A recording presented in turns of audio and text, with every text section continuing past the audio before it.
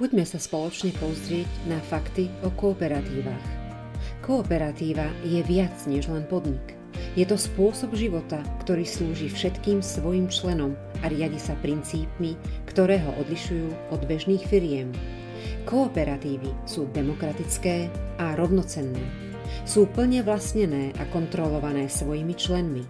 Každý člen má jeden hlas pri rozhodovaní o kľúčových otázkach, čo zaručuje spravodlivý a rovný prístup. Členovia sa môžu dohodnúť aj na iných spôsoboch rozhodovania, ak je to potrebné. Kooperatívy držia peniaze a prácu medzi svojimi členmi a komunitami, čím priamo prispievajú k ich ekonomickej stabilite. Členstvo v kooperatíve je vždy dobrovoľné a otvorené pre tých, ktorí zdieľajú jej hodnoty. Kooperatívy predstavujú overený a praktický model riešenia ekonomických, environmentálnych a sociálnych problémov. Tieto riešenia môžu byť implementované okamžite a prispievajú k trvalo udržateľnému rozvoju. Kooperatívy nie sú dobročinné organizácie.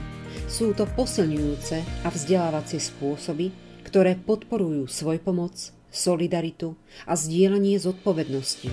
Členovia kooperatívy spoločne zdieľajú úbytok v ťažkých časoch, ale aj benefity v dobrých časoch.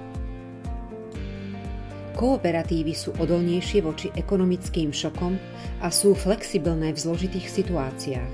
Keď ostatné podniky zatvárajú a prepúšťajú, kooperatívy hľadajú riešenia a ich členovia ťahajú spolu. Kooperatívy sú hnacou silou globálnych aj lokálnych zmien. Stovky miliónov družstevníkov po celom svete menia svoje komunity k lepšiemu prostredníctvom spolupráce a spoločného úsilia. Kooperatívy sú živé a spravodlivé alternatívy voči korporáciám, ktoré často využívajú ľudí a planétu.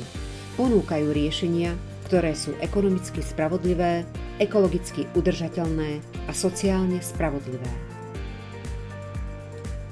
Tieto princípy transformujú podnikateľské prostredie, zohrávajú kľúčovú úlohu pri podpore ekonomickej rovnosti, environmentálnej udržateľnosti a sociálnej spravodlivosti. To sú kľúče ku globálnej prosperite.